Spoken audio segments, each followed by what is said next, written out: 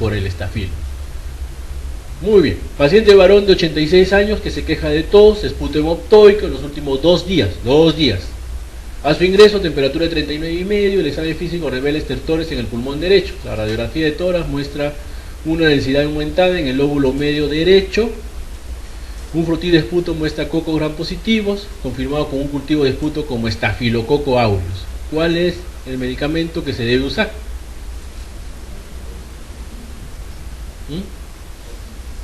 ¿Qué cosa es lo que tiene el paciente? Una neumonía. ¿Okay? ¿Una neumonía por qué germen? Por estafilo. ¿Cuál es el antibiótico que tengo que dar? Oxa. Nuevamente, en el hospital todos los casos de neumonías por estafilo que hemos tenido son oxa resistentes, ¿sí? Pero para su cabeza el tratamiento que se debe usar es oxa, ¿ok? Si se van a la sierra a hacer sus serums y viene un niñito con neumonía y tienen la suerte de tener radiografía y hay lesiones cavitarias, le van a empezar oxa. Es el tratamiento que se inicia por defecto, siempre se inicia con oxa. Si no va bien el paciente, tienen que pensar que el antibiótico no está sirviendo, ¿ok? En el hospital empezábamos con oxa, ahorita ya no empezamos con oxa, ¿sí? Cuando tengo una neumonía por estafilococo, como le digo, cuando hay meticilino resistente, le tengo que dar otro tipo de fármacos, ¿sí? Banco, levo, moxi, ¿sí? Son tratamientos, ¿sí? También le podemos dar oxa, ¿bien? Entonces esto que está acá es cuando tengo una neumonía por un estafilo, que es un estafilo resistente. ¿Sí? Como digo, hay más o menos, es frecuente, ¿sí? En el hospital, la neumonía intrahospitalaria por estafilo, en todos tenemos que darle lo de acá, ¿no? Porque todos son meticilino resistentes para demostrar lo contrario. Muy bien. ¿Cuál es la causa más frecuente del estrés respiratorio del adulto? La pregunta tiene que ver con, de estas que están acá, creo que es la pregunta, de todo lo que está aquí enumerado, ¿cuál es la causa más frecuente de un síndrome de estrés respiratorio del adulto? A ver, nuevamente, volvemos a la clase, recordemos lo que hablamos de síndrome de estrés respiratorio del adulto, dos grandes grupos, ¿verdad? Los que son pulmonares y los que no son pulmonares. Los que son pulmonares son secundarios normalmente ¿a qué? Neumonía o aspiración de contenido gástrico. Los que no son pulmonares son secundarios ¿a qué? Sepsis. Muy bien, regresemos acá. Ya bajamos en el tiempo, regresemos acá. De todo lo que está acá, ¿cuál es lo más frecuente? Sepsis. ¿Ok? Sepsis es la causa más frecuente. Después de una neumonía, la causa más frecuente de un síndrome de estrés respiratorio del adulto. ¿Ok? Y es para que ustedes lo recuerden. Cuando tienen un paciente séptico, independientemente de dónde ha sido la sepsis y la infección, si esta infección no mejora, la complicación de ese paciente, la causa de muerte de ese paciente va a ser secundario a un síndrome de estrés respiratorio del adulto. ¿Okay? Mujer de 60 años, obesa, con varices en miembros inferiores, presenta súbitamente disnea, fiebre, hipotensión, ingurgitación yugular positivo, segundo ruido aumentado, ya más fácil no puede ser. Y en la radiografía un velamiento en cuña sobre el diafragma. ¿Cuál es el diagnóstico? Tromboembolismo pulmonar. ¿Cuáles son los factores de riesgo para tromboembolismo pulmonar en esta paciente? Obesidad, las varices, la edad. ¿Okay? ¿Cuál es el criterio clínico que nos hace pensar que ha hecho un tromboembolismo pulmonar? La disnea súbita. ¿Qué más? La hipotensión. ¿Qué más? El segundo ruido aumentado. Pues, ¿qué significa segundo ruido aumentado? Entonces, que eso está traduciendo hipertensión pulmonar. ¿Ok? Y en la radiografía de tórax, el velamiento en cuña sobre el diafragma, ¿cómo se llama ese signo? Velamiento en cuña sobre el diafragma. Ese signo se llama el signo de la joroba de Hunter. ¿Ok? Que es patognomónico de tromboembolismo pulmonar, pero que es algo que casi nunca se ve. Entonces aquí el diagnóstico es un tromboembolismo pulmonar. ¿Qué cosa es un tromboembolismo pulmonar? Okay, vamos a empezar con el cuadro clínico. El cuadro clínico de un tromboembolismo pulmonar, lo más frecuente es disnea súbita. ¿Okay? Tengo un paciente que viene por disnea súbita, ¿qué cosa tengo que pensar? Tromboembolismo pulmonar o neumotórax. ¿Ok? Así, de arranque. ¿Sí? Disnea súbita, tromboembolismo pulmonar o neumotórax. Otra cosa en el cuadro clínico es dolor torácico, y ese dolor torácico suele ser pleurítico, ¿sí? Hemoptisis, pulso paradójico, taquicardia, taquimia, ¿sí? Y saturación de oxígeno, ¿ok? O mejor dicho, insuficiencia respiratoria, ¿no? Porque la saturación de oxígeno disminuye. Eso es lo característico de un tromboembolismo pulmonar, ¿ok? ¿Cuáles son las alteraciones radiológicas en un embolismo sin infarto? ¿Sí? Hay embolismos pulmonares sin infarto y hay embolismos pulmonares con infarto. ¿Cuál es peor? El embolismo pulmonar con infarto. Entonces, un embolismo pulmonar sin infarto, ¿cuáles son los síntomas más frecuentes? ¿Qué es lo más frecuente que yo encuentro en una radiografía de tórax de un embolismo pulmonar sin infarto? Nada. ¿Qué es lo más frecuente? Que la radiografía esté normal. Eso es lo más frecuente en un tromboembolismo pulmonar sin infarto. Después pueden haber algunos signos. ¿Sí? De todos, el signo más frecuente es este que está acá, signo de Westermarck. ¿Qué cosa es el signo de Westermarck? Es una oligoemia focal. ¿Sí? Aquí vienen vasito, vasito, vasito, vasito, y aquí no hay nada, ¿ven? Está blanco. ¿Sí? Solamente está negro, como que si fuera un neumotórax. Es una oligoemia focal. Es un signo de tromboembolismo pulmonar sin infarto. El signo de Fleischer es una dilatación de la arteria, de un segmento de la arteria, ¿sí? O también se le llama el signo de la salchicha, ¿sí? Por ejemplo, esta arteria que se llama la arteria interlobar derecha, que siempre la tengo que ver, y la arteria interlobar izquierda nunca la tengo que ver, ¿ok? La arteria esta que está acá, esta rayita blanca, esta radiopacidad, se llama arteria interlobar derecha, esa siempre tiene que estar. La arteria interlobar izquierda nunca tiene que estar. Entonces, si yo veo la arteria interlobar izquierda, eso se llama signo de Fleischer, ¿sí? Porque la arteria está ensanchada porque hay un émbolo ahí, ¿sí? Y las ateratacias laminares que aparecen en el 50% de los casos, ¿sí? Que son radiopacidades lineales. El signo radiológico más frecuente de un embolismo pulmonar con infarto, ¿sí? Lo más frecuente es una consolidación multifocal, ¿sí? Eso es lo más frecuente, o sea, una neumonía, ¿sí? Una neumonía. Sin embargo, lo que yo puedo ver también es la joroba de Hampton, que es lo que le decíamos hace un ratito, es esto que está acá, una opacidad triangular con base en la pleura y en el diafragma y con vértice hacia el ilio, ¿sí? Esto que está acá es la joroba de Hampton. Si yo veo eso, esto es tromboembolismo pulmonar con infarto, no hay más que discutir, ¿sí? También puede haber embolismo séptico, en donde lo que yo veo son varias lesiones parciales, ¿sí? Entonces aquí lo que manda, ¿qué cosa es? La clínica. ¿Sí? Si tengo una paciente que es una postrada crónica porada de cadera, 90 años, que hace disnea de la noche a la mañana y hace hemoptisis, le toma una placa y una radiopacidad basal, no voy a pensar neumonía, pues el tratamiento no es antibiótico, ¿verdad? El tratamiento es embolismo, el diagnóstico es embolismo pulmonar con infarto, porque por eso estoy viendo la lesión neumónica, y el tratamiento es anticoagulación. ¿Ok? Muy bien. ¿Me entendieron, verdad? ¿Sí? ¿Entendieron lo de embolismo pulmonar? Lo primero que tienen que hacer con el embolismo pulmonar, ¿cuál es la base del diagnóstico de embolismo pulmonar? Sospecharlo, pensarlo, ¿ok? Siempre tenerlo en la cabeza, ¿sí? Una vez conversaba con un doctor de mi hospital, ¿sí? Porque hice un diagnóstico de un tromboembolismo pulmonar en una abuelita. Me acuerdo, fue mi primera interconsulta de asistente oficialmente, ¿sí? Ya oficialmente era asistente del hospital. Y pum, me clavaron interconsulta. Paciente que está mal, interconsulta para que vaya a UCI, no sé tanta cosa. Yo fui, la vi todo, hice el diagnóstico de un tromboembolismo pulmonar. Y se lo comenté a un colega del hospital. Me comentó, mira tú, primera vez que veo. Tenía como 30 años en el hospital y nunca había visto. ¿Sí? ¿Qué había pasado? Que nunca lo había pensado. ¿Sí? No es que nunca lo había visto, nunca lo había pensado. Así que ustedes piensen, es más frecuente de lo que uno cree.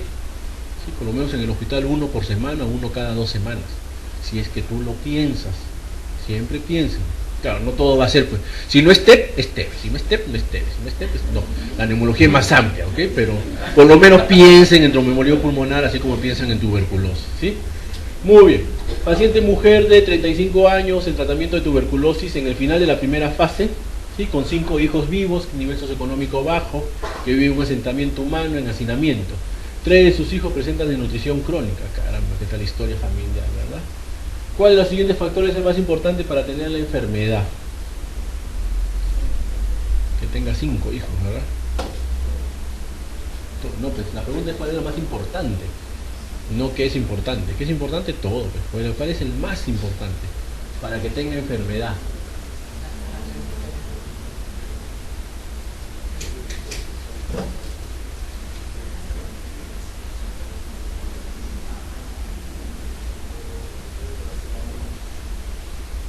¿Qué pasó? ¿No tiene respuesta esa? ¿No la han puesto la respuesta? ¿Cuál es el factor más importante? Bueno, el bacilo de Koch no es un factor, ¿verdad? Sí, el bacilo de Koch no es un factor. El factor más importante para que una persona haga tuberculosis, ¿ok?, es este que está acá, el hacinamiento. ¿Ok? No es la desnutrición y no es el nivel socioeconómico bajo, ¿sí? Porque hay tuberculosis en nivel socioeconómico alto y hay tuberculosis en pacientes que no están desnutridos. ¿Sí? El más importante es hacinamiento. Si ahorita hay un paciente con tuberculosis aquí en el medio de la sala y se pone a toser dando vueltas, ¿ok?, ¿qué creen ustedes? ¿Va a contagiar o no? Sí, ¿verdad? Va a contagiar a casi todos. ¿Ok? ¿Por qué? Porque ustedes están hacinados, ¿verdad? Ustedes están... Dime. Pero ¿cómo se llama la enfermedad? O sea, desarrollar tuberculosis pulmonar o solo infectarnos y quede ahí latente. Bueno, se puede solamente infectar y que queden ahí latentes nada más también, ¿sí? Pero el hacinamiento es lo que manda, ¿sí? Porque generalmente ¿qué cosa es lo que ocurre? ¿Qué cosa se llama hacinamiento? Hacinamiento es que viven todos en grupos sin que haya ventilación adecuada, sin que haya un adecuado recambio de aire. Entonces el bacilo va a estar ahí dando vueltas, y en algún momento va a tener que vencer a tu misma a tu mismo mecanismo de defensa. ¿Ok?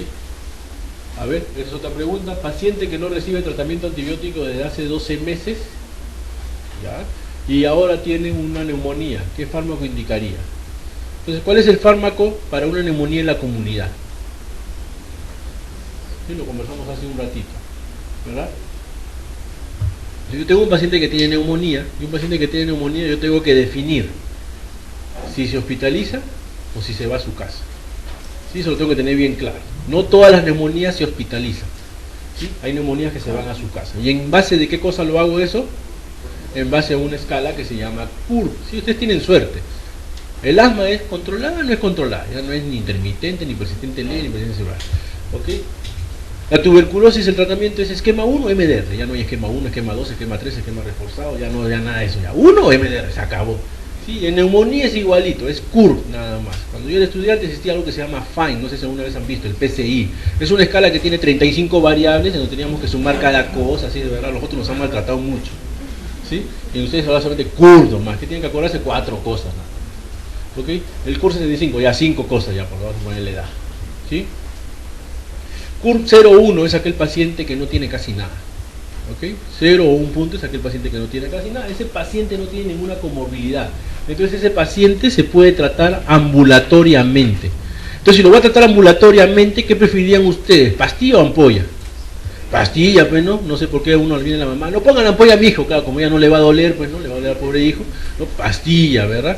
Entonces de las pastillas, ¿ya?, hay tratamientos que se brindan normalmente para una neumonía de la comunidad leve, tratamiento ambulatorio.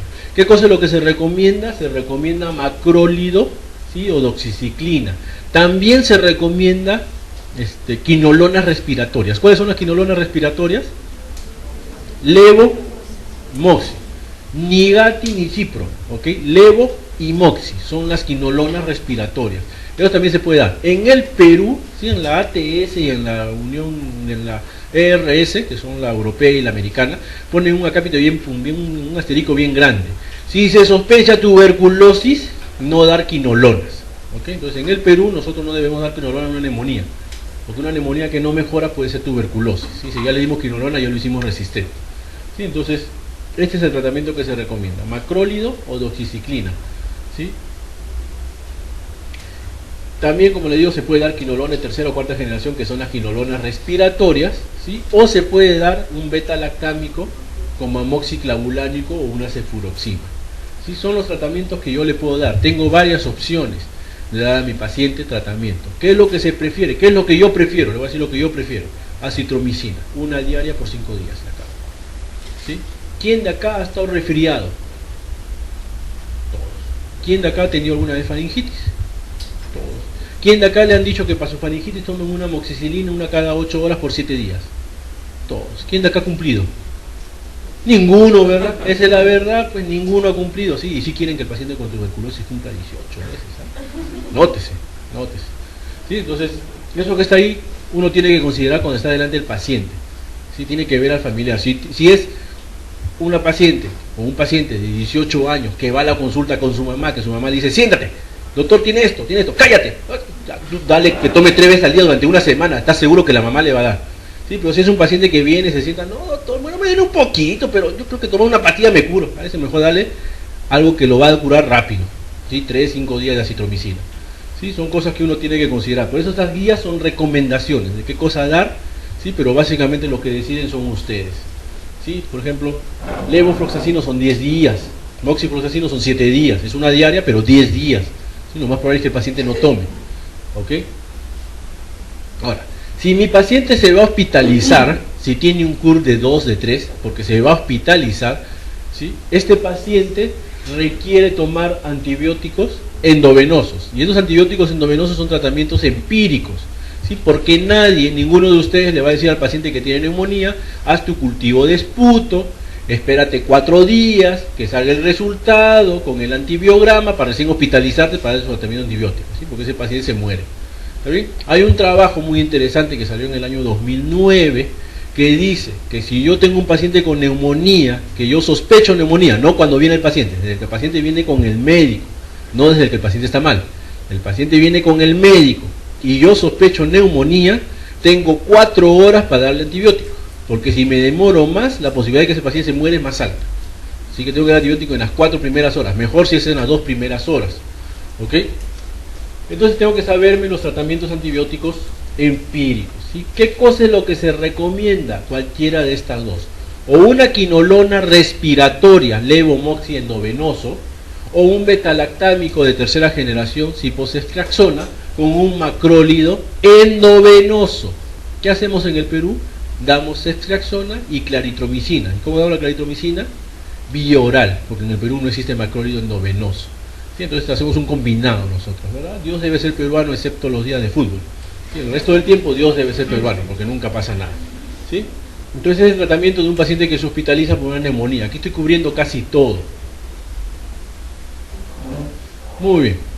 Entonces eso con respecto a neumonía. ¿Sí? Acá es una serie de preguntas, ¿verdad?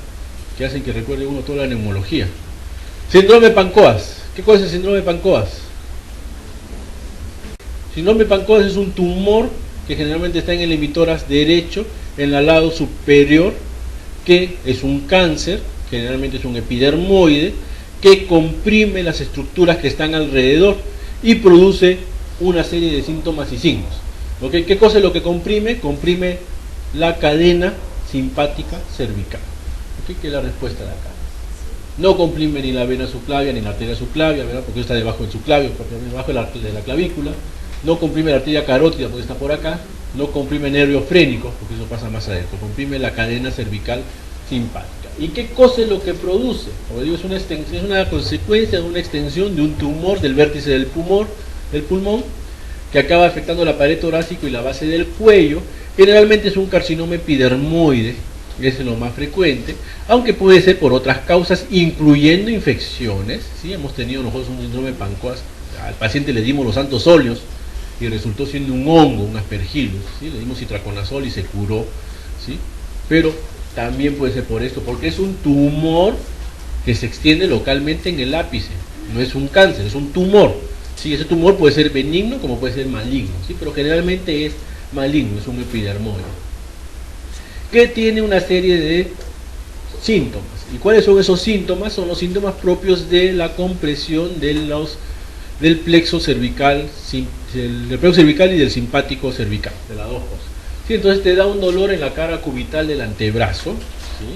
¿Por qué? Porque de aquí salen los nervios que se van hacia todo el miembro superior y es el síntoma más precoz, y eso se debe a la afectación del octavo nervio cervical y del primer y segundo nervio torácico, ¿sí? El plexo braquial. ¿Se acuerdan del plexo braquial? Sí, el plexo braquial que se forma por C6, C7, C8, D1, D2, ¿verdad? Se unen posteriores, anteriores, se dividen con anteriores y posteriores y dan sus respectivas ramas. Una de esas ramas es el nervio cubital, y ese nervio cubital, como es el más bajo, el más inferior en formarse, es el que está más cerca del síndrome de Pancoas o del tumor, y este es el que produce generalmente el síntoma más precoz. Después de eso da dolor en el hombro, ¿sí? Lo que se llama braquialgia, ¿sí? Que característicamente se irradia al borde cubital del brazo. Incluso puede haber atrofia de los músculos de la mano. Puede haber dolor torácico, que es un dolor muy intenso porque es un dolor secundario a erosión, o sea, daño de las costillas, y eso duele bastante. ¿sí? Y lo más característico, o lo que más le gusta a todo el mundo, es el síndrome de Claude-Bernard-Horner, ¿sí? Porque se afecta el ganglio simpático estrellado, que da tosis palpebral, miosis y anhidrosis facial. ¿Sí? Entonces tengo mi paciente que tiene Claude-Bernard-Horner, dolor en la cara cunital del antebrazo y dolor en el hombro, placa de tórax, porque lo más probable es que sea un síndrome Pancoas. ¿Sí? Entonces, paréntesis acá, paciente con dolor en miembro superior, paciente que tiene hipo persistente, paciente que tiene eruptos persistentes, tómenle una placa de tórax, porque no vaya a ser que el problema sea o bien un Pancoas o bien un problema mediastino. Cada uno dice que tiene que ver el hipo y los eruptos con el pulmón, mediastino y el nervio frénico es la respuesta. ¿Ok? Entonces, siempre piensen en esas cosas, ¿sí? Así como ahora van a pensar TBT, ¿sí? También van a pensar en las cosas raras que tiene la neumología. El cuadro clínico del síndrome Pancoas, ¿sí? Básicamente lo que yo veo, lo clínico que veo, aparte del síndrome Bernard-Horner, es el síndrome de vena cava superior, ¿sí? Que es básicamente debido a compresión e invasión del drenaje de la vena cava. ¿Sí? Entonces la vena cava superior va a recibir drenaje de ¿qué arterias? De todas las arterias brachiocefálicas, ¿ok? De las dos arterias brachiocefálicas, derecha e izquierda, subclavia y yugular, ¿ok? Entonces, como eso está obstruido, lo que va a ocurrir con mi paciente es que va a haber disnea, va a haber edema en la extremidad superior, de la cara, del cuello, los miembros superiores, cianosis en esta zona y aparición de circulación colateral cutánea en el tórax superior. ¿Sí? A eso yo le llamo síndrome de la vena cava superior, que es diagnóstico o sugerente de un síndrome de Pancoas. Radiológicamente hay una lesión en el ápice del pulmón, ¿sí? Una radiopacidad que puede llegar a destruir las estructuras parietales. Este que está acá, este chiquitito, da todos los problemas. ¿Sí? Puede ser chico, puede ser grande, la cosa es que esté en el ápice y que sea un tumor. Como le digo, a un paciente le dimos hasta los santos óleos y resultó ser una micosis, ¿sí? Cuando hicimos la broncoscopía. ¿No? Pues siempre hay que pensar, síndrome de Pancoas. Lo más frecuente es un epidermoide, ¿no? Ese es lo más frecuente. ¿Qué otra cosa tiene esta radiografía de tórax? Aparte de este tumor acá. ¿Cómo son esos tórax? Hiperinsuflados, ¿verdad? Esta debe ser una paciente mujer, ¿verdad? Una paciente mujer, añosa, ¿sí? Porque se ven casi todos los cartílagos, ¿sí? Fumadora, ¿verdad? Que tiene un EPOC y que tiene su síndrome de Pancoas. Si quieren seguir fumando, sigan fumando, es paciente para mí. Comer poco, sé que tienen para pagar, así que voy a cobrar el doble. ¿Está bien? Paciente con diagnóstico de síndrome de Guillain-Barré, que es intubado, presenta fiebre y abundantes secreciones pulmonares. Acá falta poner el tiempo, ¿no? Ya está hospitalizado más de 2 días, más de 3 días. ¿Okay? ¿Cuál es el diagnóstico aquí? Una neumonía intrahospitalaria. ¿Sí? Un paciente que hace un proceso respiratorio mientras está hospitalizado. ¿Okay? Entonces la neumonía intrahospitalaria está en inglés. La neumonía hospitalaria es la que comienza después de 48 horas de ingreso hospitalario sin estar incubando, después de las 48 horas de haber ingresado al hospital. ¿Por qué se dijo 48 horas? ¿Por qué no son 3 días? ¿Por qué no son 4? Son 5. Porque esto es porque en el año 50 y pico aparece un artículo en el New England, ¿sí? De un doctor que nadie recuerda, ¿sí?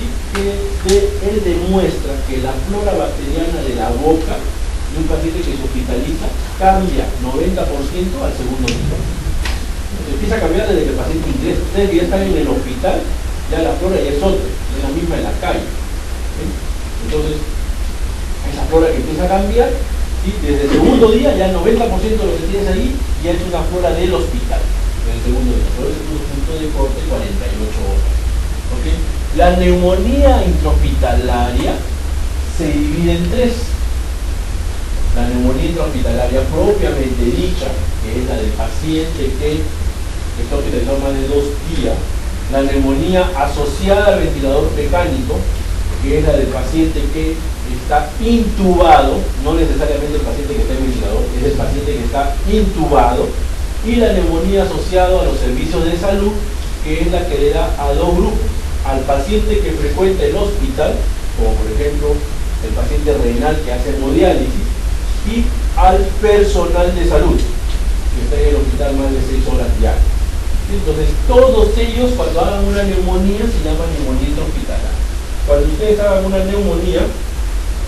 hagan una neumonía, ¿sí? La neumonía que ustedes van a hacer, ¿cómo se va a llamar? Neumonía intrahospitalaria, por ser una neumonía asociada a los servicios de salud en personal de salud. ¿Okay? Que lo más probable es que sea una neumonía temprana y que con ceftriaxona mejore, pero tienen que tener el concepto de que es una neumonía intrahospitalaria. La neumonía asociada a la ventilación mecánica es la que aparece en pacientes que están, aquí no es ventilación mecánica, es en los pacientes que están intubados, ¿ok? Y debe aparecer después de empezar esto. Y esto es lo más importante, aquí está. Lo más importante es la presencia de una vía respiratoria artificial, que mi paciente esté intubado, ese es lo más importante. Temprana o tardía, ¿sí? Como le digo, cuando es más de 7 días se llama tardía, cuando es menos de 7 días se llama temprana. Yo le dije hace un momento 7 días, ¿verdad? Eso es mi paciente que está en piso. Si mi paciente está en cuidados intensivos, ya no son 7 días, ya son 4. ¿Sí? Eso es otra cosa que lo tienen que grabar. ¿Sí? Para suerte de ustedes, a menos que ustedes sean intensivistas, no van a haber pacientes de cuidados intensivos. Entonces el concepto que ustedes se graban es neumonía temprana 7 días, neumonía tardía 7 días, porque ustedes van a ver pacientes de piso. ¿Sí? La neumonía temprana, como les dije, está causada por bacterias de la comunidad que colonizan habitualmente la orofaringe, neumococo a la cabeza. Esto que están acá, neumonía intrahospitalaria tardía, ya son gérmenes básicamente del hospital. ¿Ok? ¿Cuáles son los factores que disponen a que una persona haga una neumonía intrahospitalaria? El primer factor, ¿cuál es? El primer factor que a ustedes se les ocurre. Que el paciente esté hospitalizado. Es el primerito de todos. ¿Okay? ¿Qué ocurre a veces? ¿No? Que el paciente ingresa por una diarrea, ¿verdad? Y en el camino hace fiebre, le duele la mano, así que mejor que se quede para determinar por qué le duele la mano, y después le duele la cabeza, ¿verdad? Y después le duele el ojo, ¿no? Que se siga quedando, interconsulta acá, interconsulta allá, interconsulta a todo el mundo, y al final interconsulta neumo por neumonía intrahospitalaria. ¿Sí? Si su paciente ya está bien del motivo de por qué ingresó, alta. ¿Okay? Alta. Lo demás es ambulatorio. Mientras menos tiempo esté el paciente en el hospital, menos riesgo de hacer neumonía intrahospitalaria. Ese es el primer factor. Otros factores son que tenga alguna de estas cosas. Entonces hay factores intrínsecos y factores extrínsecos, como por ejemplo el paciente que tiene POC, el paciente que tiene diabetes, insuficiencia renal, el paciente que fuma o que toma, ¿verdad? El paciente malnutrido. Estos son factores intrínsecos. Factores extrínsecos es, por ejemplo, aquel paciente que le va a hacer traqueostomía, aquel paciente que le va a nebulizar, ¿verdad? Nuevamente le usamos el nebulizador. Es igual nebulizar que dar inhalado, inhalado. Entonces es preferible dar inhalado que dar nebulizado, porque la nebulización, el uso de aerosoles, predispone a que mi paciente haga neumonía intrahospitalaria. ¿Sí? Hospitalización prolongada, como le decía, uso de antibióticos, cirugía toracoabdominal y todo lo que ustedes tienen acá. Esto que está acá es importante, mal control de la infección. ¿Sí? Paciente de 60 años con evolución desfavorable con ventilación mecánica, que luego de 5 días presenta aumento de la secreción bronquial y fiebre. ¿Cuál es la complicación más frecuente? ¿Sí? Lo mismo, ¿sí? Es una neumonía intrahospitalaria, una neumonía asociada al ventilador. ¿Sí? Es lo que siempre tienen que tener enfrente. ¿Sí? Lo demás, no, pues esto no es, ¿no? Neumotoras no creo. ¿Sí? Neumotoras no va a ser pues flema, ¿verdad? Neumotoras es pleura, ese va a ser dolor y disnea. Entonces, como le digo, ¿por qué se divide así en 3? Neumonía intrahospitalaria propiamente dicho, asociada al ventilador, y neumonía de los servicios de salud, porque las etiologías y la mortalidad es diferente. ¿Sí? Si yo tengo un paciente que hace una neumonía asociada al ventilador, ¿sí? Que realmente el nombre es neumonía secundaria a intubación, es el paciente que está intubado, ¿sí? La etiología son patógenos resistentes y la mortalidad es alta. ¿Sí? Por ese motivo ahora se busca un procedimiento, o se trata de hacer un procedimiento que se llama ventilación mecánica no invasiva. ¿Sí? Se pone al paciente una mascarilla y por ahí se le conecta el ventilador mecánico y por ahí que vaya respirando. ¿Sí? Se trata de evitar que el paciente sea intubado. ¿Por qué? Porque cuando yo lo intubo al paciente hay más riesgo de que haga una neumonía intrahospitalaria asociada al ventilador. Y el paciente puede entrar a UCI por un distrés respiratorio secundario a una peritonitis, que es una sepsis, y se termina muriendo por una neumonía intrahospitalaria asociada al ventilador mecánico, ¿sí? Porque aquí la mortalidad es alta, la mitad de los pacientes fallecen y la incidencia es alta de este grupo de pacientes, comparado con los otros, que son baja incidencia y baja mortalidad, ¿sí? Entonces los criterios para neumonía asociada al ventilador básicamente es 2 de los siguientes criterios mayores y 1 de los criterios menores por lo menos, ¿sí? Los criterios mayores es fiebre, secreción purulenta e infiltrado pulmonar. Infiltrado pulmonar nuevo, ¿sí? Si mi paciente ingresa para operarse una vesícula y toma una placa de tórax normal y a los 3 días tiene una lesión parenquimal, es una neumonía intrahospitalaria, ¿sí? Entonces necesito 2 de estos 3 y por lo menos 1 de los que están acá: leucocitosis o leucopenia, abastonados, hipoxemia con un PAFI menor de 250 o un aumento más del 10% de la FiO2 respecto a la previa o una inestabilidad hemodinámica, ¿sí? El paciente está con FiO2 0.21 a aire ambiente y le pongo oxígeno y requiere FiO2 0.35. Ese es un criterio menor, está haciendo un proceso de insuficiencia respiratoria. Entonces esos son los criterios para diagnosticar neumonía asociada al ventilador. Nuevamente, esto que está acá más que nada es cuidados intensivos.